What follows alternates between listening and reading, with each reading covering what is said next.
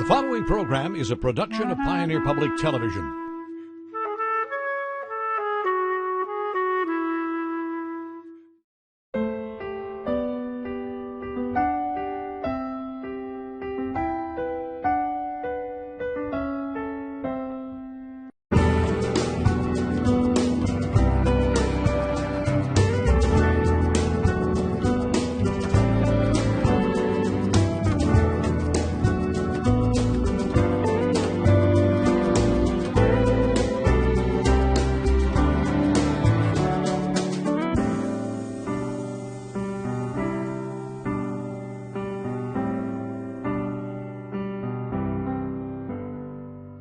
Hello and welcome to Compass, a new production from Pioneer Public Television. I'm Les Heen, your host for Compass, and this is a weekly discussion of public policy and important issues facing our viewing area. This week, a look at a new way that local historical societies are working together, and an interview with author Michael Lansing, whose new book, Insurgent Democracy, tells the story of the Non-Partisan League and its impact in rural areas. First, we have the story of how 10 counties are working together to share a traveling exhibit and promote their local historical societies across western Minnesota. Small towns face challenges in daily operations at historical societies, let alone promoting special exhibits. The West Central Minnesota Historical Association has a new way to face those challenges. And here's a report from Pioneer's Laura K. Prosser. The West Central Minnesota Historical Association is a group with 10 counties that is getting together to do traveling exhibits. And our first exhibit is going to be in 2017, and it's going to be a traveling World War I exhibit. The West Central Minnesota Historical Association has been meeting unofficially since 2013, meeting as a means to exchange ideas and promote the area. We each have our unique individual stories, but if you look at the overall thing, a lot of the themes run through all of our counties. And, each county is doing their own thing, but this is a way to do it on a nice, bigger scale and bring more attention to West Central Minnesota history, too. The next step, once the 10 counties were decided, was to pick a project that reflected the history that all the counties shared. We're going to try to go with the milestones that happened, like 2017, World War I. And it's a nice subject because it's a new subject, sort of. I think if you asked a kid, 6th grader, 7th grader, what do you know about World War I? And they might say, it happened in Europe, maybe. So it's getting that interest back. World War II usually gets the highlights because it has in a few past years, but World War I just kind of stuck out and said, hey, let's do that. World War I is important. It was supposed to be, the war to end all wars. We weren't supposed to have World War II. So to learn about that, and it's been 100 years, and I think it's starting to get a little bit overshadowed now. So when the museums and historical societies have this exhibit, most museums are going to beef up or redo their World War I exhibit. A couple pieces at least from each place travel with the exhibit. And so there's going to be a little signage on there. This is from, so then people realize, oh, this is 10 counties involved together to have this traveling exhibit. The Candy Ojai Historical Society wrote a legacy grant to the Minnesota State Historical Society and was awarded $10,000 on behalf of the association to hire a museology consultant. Brett Pearson visited each county and dug through their archives, categorizing and writing a report that highlighted their items of interest. The day that the museology came out and did the research, I was so overwhelmed with the stuff. And we only took out the archives and some photographs. We did find some really interesting things in the archives that he had not seen before. We had a traveling saw that the soldiers would carry with them. It's just amazing, the things that we have in the collection. Anytime you can tell a local story, people just tend to connect to it a little bit more than, so-and-so from New York City did this. But if you can say this soldier from Candy Ojai County, this is his story and his jacket, it just brings it a little bit closer to home. Okay. It didn't just happen to my family, but it happened to their family and then their family. And so just putting the stories together, it's not going to be about one person, but it'll be about the whole, West Central Minnesota involvement in World War I. However, 2017 is a ways off. So what's next in getting this traveling exhibit going? Well, after this research phase, the second phase would be we're going to apply for another grant to do the exhibit display, and then we'll have it ready to go. The individual counties, I hope, will have a great impact with more attendance, more recognition, just the promotion of it to have these historical societies recognized versus, well, do you know where the Historical Society is in Renville County? Mm-hmm. When people come and visit our Historical Society to visit the traveling exhibit in 2017, 2018, 2019, whenever it's here, I want them to walk through, get misty-eyed, go, oh, I didn't know that.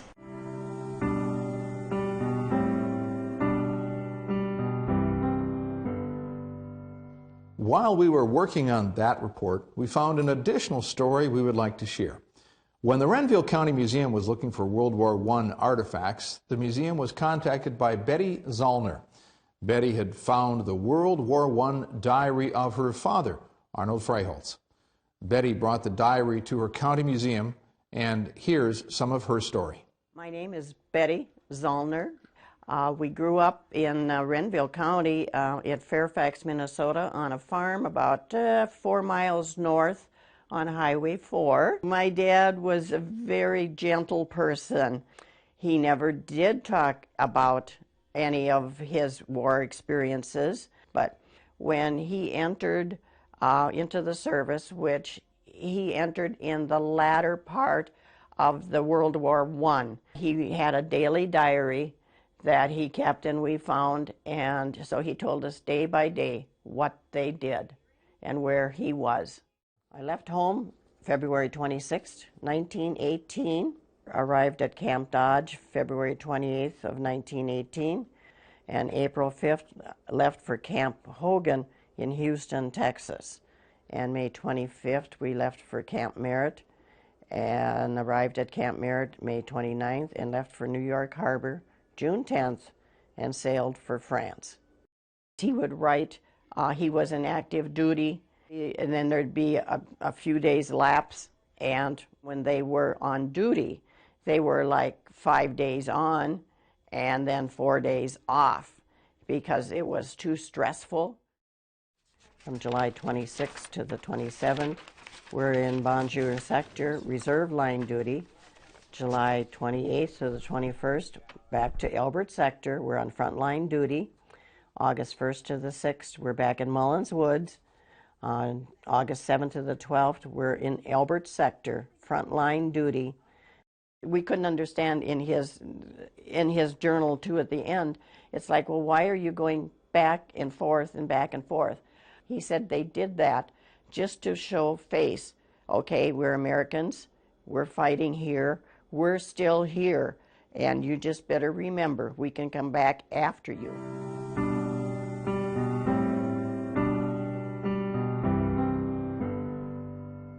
With us now to talk about how the multi-county collaboration is helping to keep personal stories alive and local history alive, here is Jennifer Andries, Director of the Lyon County Museum. That's one of the 10 counties involved in the West Central Minnesota Historical Association. Jennifer, thanks for being with us. Thank you for having me. It sounds like a really exciting idea to get all these counties put together. I mean, this must be really exciting work for you right now. It is. It's great to get together with colleagues to, talk about what we're doing and what we want to work on to grow our historical societies. And I know from our discussion before during the break there, one of the things I noticed was that these county historical societies, they're often scattered. They're a long distance between them, so you don't have the time necessarily to collaborate. But I expect as you pull together, you're finding that a lot of things that you have in common, and a lot of things that you can work on. Absolutely. We all struggle with the same things as far as too little of storage space, not enough volunteers, not enough of a budget to do projects. But it's just great to hear, successes that people are having at their museums, and then, how we can implement those at our own museums. Yeah. Well, and as you work through this traveling exhibit and the other collaborative projects you hope to do, what do you think a lot of the impact will be for the people who come to actually see the museums and see the collections? Well, I think a lot of people don't realize that every county in Minnesota has a county historical society. And most counties have more than just the county museum, where they have a community museum as well. So, getting people to realize that there are museums working to preserve the history of their area. And I hope that the traveling exhibit will bring these people in and realize that we are working across our borders and telling the story of not only our own county, but the region and the state of Minnesota. Yeah. Well, and of course, we've heard a lot of attention in the last few years about World War I, exhibits, and there certainly have been some all over the country in various places because of the 100th anniversary. What do you think it is that's going to be really special about it for the people of, whether it's western Minnesota or eastern Dakotas or northwestern Iowa, the rural people who come to these things? What do you think they might see that would surprise them? Well, I know in our own personal collection at the Lyon County Museum, we don't have a lot on World War I in our archives or in our collection. So I'm hoping that this traveling exhibit will help us achieve by getting some more artifacts into our collection. Maybe people will realize, I have something in my basement or attic that might fit with your exhibit. Maybe getting that communication out that we're looking for more things to add to our collections. Sure. Well, let's explore that a little bit when you talk about things that people might bring forward, because they may make assumptions either about what is or what isn't in a collection. What are the sort of things that people really should consider coming forward with? Items that have a personal story to them and a story that people can relate to are really important. For example, we have a lot of objects in our collection that don't have a story, which aren't as meaningful, but diaries, journals, photographs, something that has a personal attachment to it, really resonates with people. And when we have those items on display, people will at least have some kind of a reaction to it. Do you find that a lot of people may sort of underestimate the value or their interest in what they have before they bring it forward? I believe so. Some people may think it's not worth any value and may just toss it out. So I think the best thing is to contact people at these historical societies and just ask them first, is this something of value? For example, it may be an old school photograph, or it could be a letter from the 1930s. It could be valuable. It's just great to, offer it first. Well, and of course, when we talk about personal stories, the idea of something like Betty's diary comes to mind as the most sort of concrete example of the story. But there may be other things where there is, say, just a letter or a note and an artifact that go together, right? It's not necessarily all about a lot of words. It may be just a few words that ties to something, right? Absolutely. And it's great that by getting the word out that we're doing this traveling exhibit, and when Betty came forward with this diary, I'm hoping that more people come forward with their own stories. Because like I said, World War I, we don't have as much on the veterans from our area that served in that war compared to World War II and later. Sure. And of course, in some cases, people may have something, but they don't even know what era it is. Do you find that sort of thing where people say, I don't know where this uniform is or where it's from or how it got into my house, but here it is, and that's the sort of thing where you could perhaps help them identify what it is? Absolutely. Yeah. And tell me about, a lot of people may identify a uniform, but sometimes even smaller artifacts that they may not realize are connected to the war. It may be part of a kit that someone had. Are those things also the sort of things that you would want people to come forward with? I think those are things that we can investigate further and see if we have something similar in our own collections, and to do some work at other historical societies. The Minnesota Historical Society is a great asset for figuring out what these items are and if they are of any value. What about photographs? Because one of the things that I've noticed in talking to people who care about history is that we've seen such a tremendous improvement in recent years in what people can do with photographs through digital restoration. Are you finding those kinds of things that people come forward with photographs that at one point perhaps they thought might not have been good enough to show, but now they do bring them forward? I haven't seen too much of it at our own museum, but I'm sure it's happened at other museums. I know a lot of people are wondering if we'd want to take unidentified photographs. I get that question more. But even unidentified photographs of people that we don't know who they are, you can still get something from those photographs for education purposes. Sure. Jennifer, in the last couple of minutes that we have left here before we move on to our next segment, I want to talk just a bit about, the exhibit. I know you're talking about this is, 2017, going into 2018 as we look at the 100th anniversary of the United States entrance into World War I. How can people learn more about these exhibits and find out more about them? Well, we do have a Facebook page. We are going to work on a website to get the West Central Minnesota Historical Association name out there. and to get the word out that these 10 counties are collaborating together. I know each of our own museums, we are getting it out in our own newsletters to members about what we're working on. And it should be the end of this month that we'll find out about the next legacy grant for the next phase. Okay. And of course, we should mention, you're at the Lyon County Historical Society in Marshall. I know in the story we saw folks at in Wilmer at the Candiotah County, and that there are a number of other counties as well. So if they would like more information, they could talk to their local county historical society, right? Yes. In whatever county they're in. Great. Okay. I would also want to say, too, that you talked about the Minnesota Historical Society, and of course, people who want to go and find out more information about the anniversary of the Historical Society, State Historical Society, whether it's in Minnesota or the Dakotas or Iowa, also a very good place for folks to start learning about this, right? Yes, absolutely. So they can just Google the Minnesota Historical Society or others, and they'll be in good shape. Yeah. Okay, great. Deanna Randys, thank you very much for being with us today on Compass. Thank you. Now we will introduce you to Michael Lansing. Mr. Lansing joined us in the studio a few weeks ago to discuss the history of agriculture in his new book, Insurgent Democracy, the Nonpartisan League in North American Politics.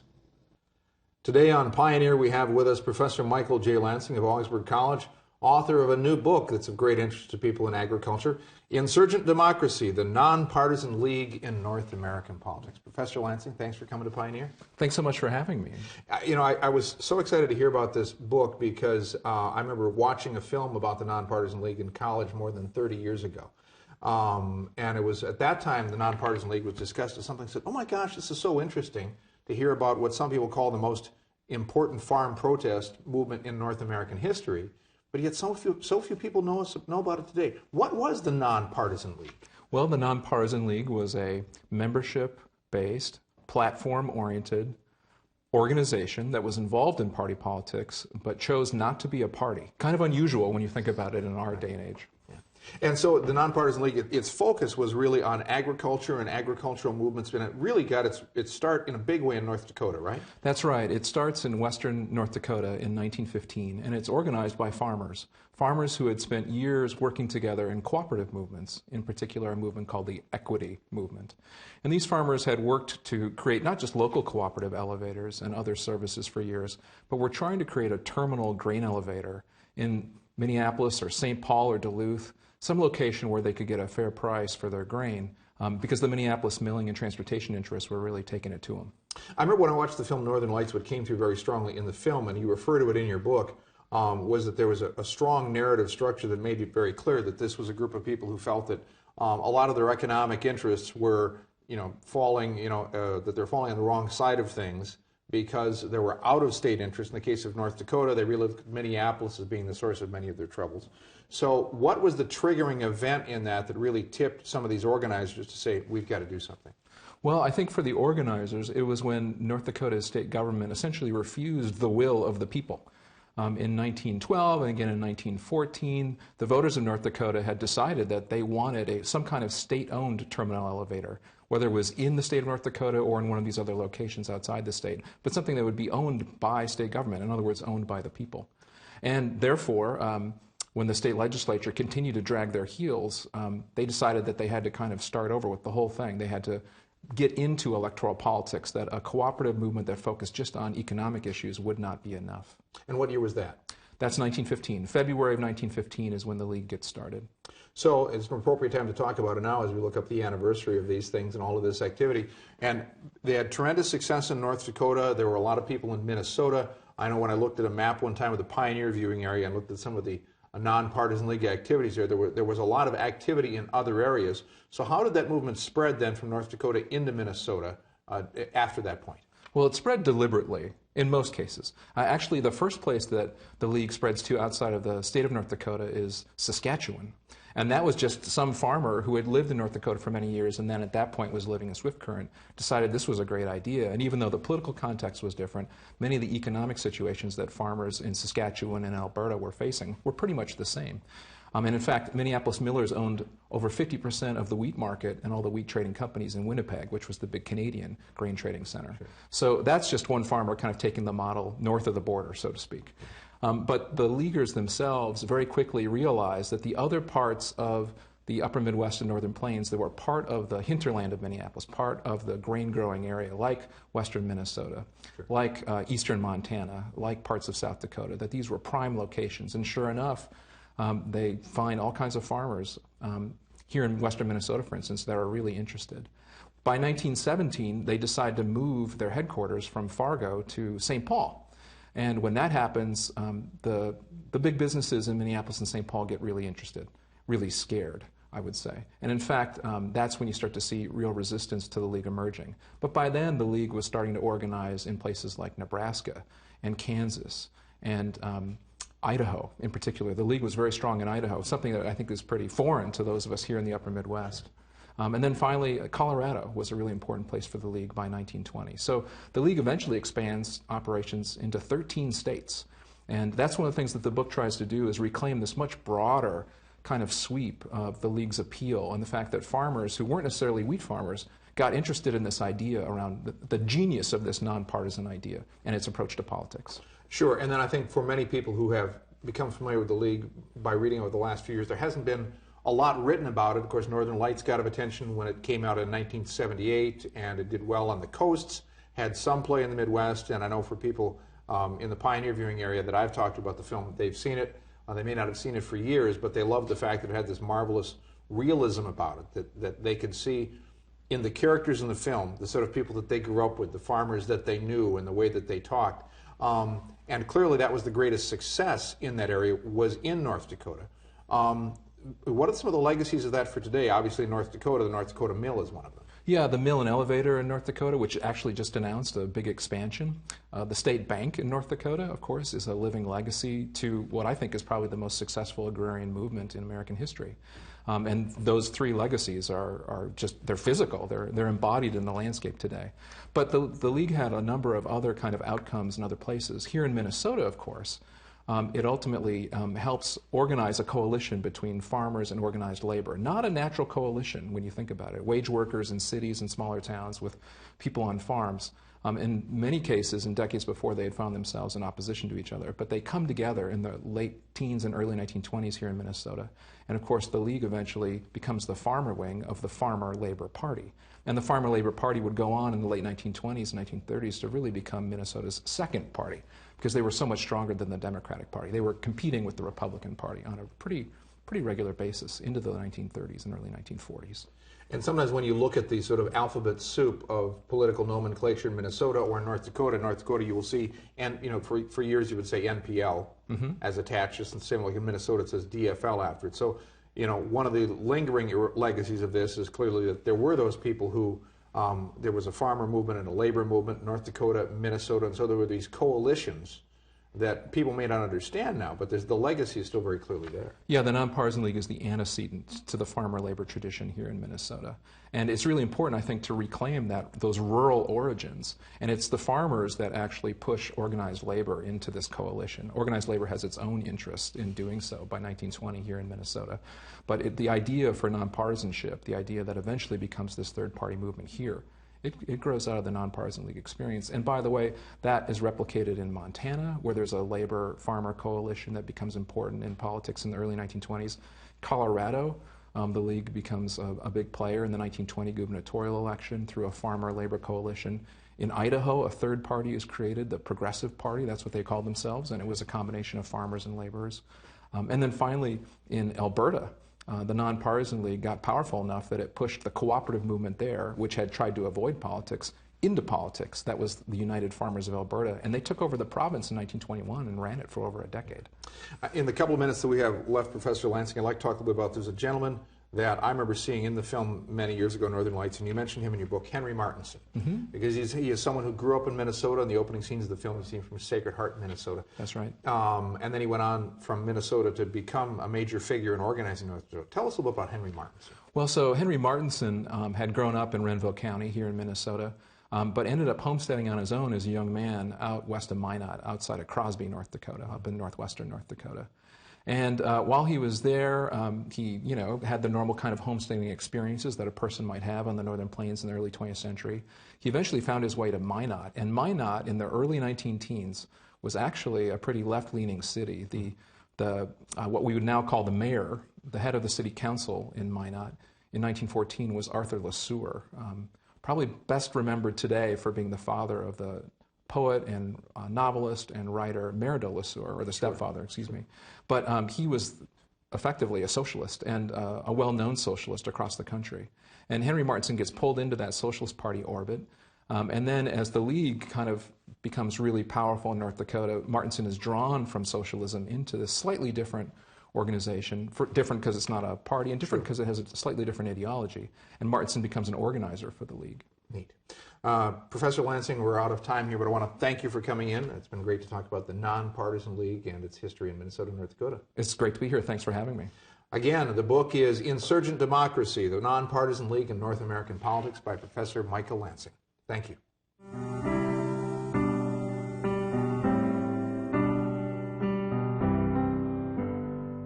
That's it for us this week on Compass. Join us next week as we take a look at how worksite wellness is impacting the workforce in western Minnesota.